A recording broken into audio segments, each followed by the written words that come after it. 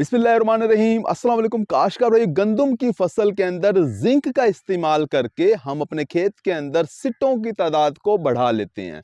क्योंकि जिंक अगर हम गंदम के खेत में इस्तेमाल करते हैं तो ऐसे शगुफों का इजाफा होता है जिसके ऊपर सिट्टा लगता है।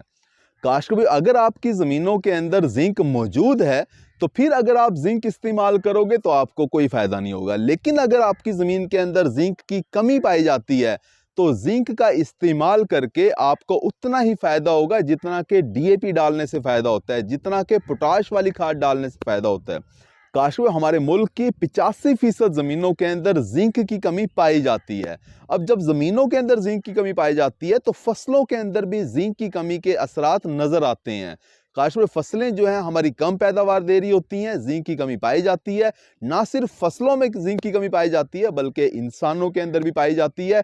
कद का छोटा रह जाना जिंक की कमी की अलामत है। इंसानों के अंदर पेट की बीमारियों का होना जिंक की कमी की अलामत है। इंसानों के अंदर नमूनिया जल्दी हो जाना जिंक की कमी की अलामत है। कुव्वत मुदाफ़त का कम हो जाना जिंक की कमी की अलामत है। इसी तरह से हमारा हार्मोनल सिस्टम जो है उसकी ख़राबी जो है उसकी बड़ी वजह भी जिंक ही है। काश कोई जिंक का इस्तेमाल करके, गंदम की फसल के अंदर जिंक का इस्तेमाल करके ना सिर्फ हम अपनी फसलों की पैदावार को बढ़ा लेंगे बल्कि इंसानों के अंदर भी इन तमाम बीमारियों से निजात हासिल कर लेंगे। काश्मीरी गंदम जो है वो हम 3 वक्त खा रहे होते हैं। जिंक का इस्तेमाल गंदम के ऊपर अगर हम करते हैं तो इंसानों के अंदर जिंक की कमी पूरी हो रही होगी। काश्मीरी जिंक का इस्तेमाल गंदम की फसल के ऊपर किस किस तरह से करना चाहिए, किस वक्त में करना चाहिए, इसके बारे में आज हम बात कर रहे होंगे। अगर आपने हमारा चैनल सब्सक्राइब नहीं किया तो चैनल को फौरन सब्सक्राइब कर दें, साथ में बेल के बटन को दबा दें ताकि फसलों के मुतालिक हम जितनी वीडियो बना रहे होते हैं वो आपको बर वक्त मिल सकें। काश्मीरी गंदम की फसल के अंदर जिंक हम इसे फ्लड भी कर सकते हैं, जमीन की तैयारी में भी डाल सकते हैं, इसे हम स्प्रे भी कर सकते हैं। अगर आपने जमीन में डालना है या आपने फ्लड करना है जिंक तो आप जिंक सल्फेट खाद इस्तेमाल करोगे। काश्मीर 33% वाला जिंक अगर आपको मिल रहा है तो फिर आप वो 6 किलोग्राम फी एकड़ के हिसाब से डालोगे। अगर आपको 27% वाला मिल रहा है तो फिर आप 7.5 किलोग्राम फी एकड़ के हिसाब से डालोगे। और अगर आपको 21% वाला जिंक मार्केट में मिल रहा है तो फिर आप 10 किलोग्राम फी एकड़ के हिसाब से डालोगे। तब जाके आप अपनी गंदम की जिंक की जरूरियात को पूरा करोगे। काश्मीर गंदम की फसल के अंदर जब हम पहला पानी लगा रहे होते हैं, जब हम यूरिया खाद दे रहे होते हैं जिससे शगुफों में इजाफा हो रहा होता है, उसके साथ ही अगर हम जिंक का इस्तेमाल भी कर दें उसके साथ मिक्स करके तो हम अपने शगुफों को बढ़ा लेते हैं, अपनी पैदावार को बढ़ा लेते हैं। इसी तरह से अगर आप गंदम की फसल के ऊपर जिंक का स्प्रे करना चाहते हैं तो फिर आपको चाहिए कि आप चिलेटेड जिंक इस्तेमाल करें। मार्केट के अंदर मौजूद है, एंग्रो कंपनी भी दे रही होती है, केंजो कंपनी भी दे रही होती है और भी बहुत सी कंपनियां चिलेटेड जिंक दे रही होती हैं।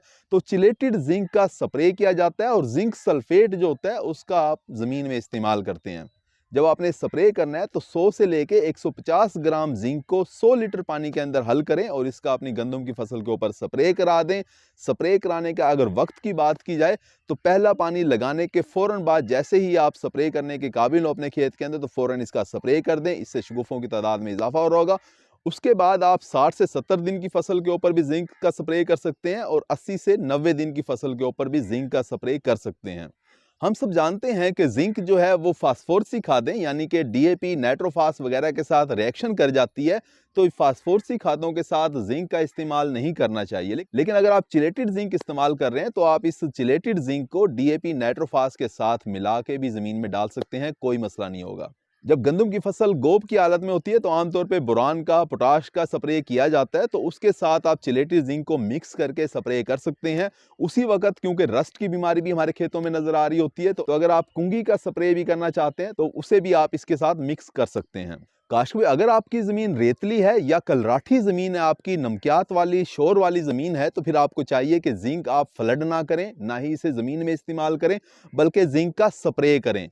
क्योंकि कलराठी ज़मीनों के अंदर, शोर वाली, नमकियात वाली ज़मीनों के अंदर हमारी फसलों के जो पौधे होते हैं उनकी जड़ों के मुंह बंद होते हैं, वो ज़मीन से उठा नहीं सकते, ज़मीन का बुखार ज़्यादा होता है, जिंक जो है वो पौधे को नहीं मिलती। लिहाजा जब आप पत्तों के ऊपर स्प्रे करते हैं तो सारी की सारी जिंक जो है पौधा उठा लेता है और उसकी ज़रूरियात पूरी हो जाती हैं। तो काश को इस तरह से जिंक का इस्तेमाल करके आप अपने गंदम के खेत के अंदर सिटों की तादाद को बढ़ा लेते हैं। उम्मीद है कि वीडियो आपको समझ आ गई होगी। अपना ख्याल रखिएगा। अल्लाह हाफिज़।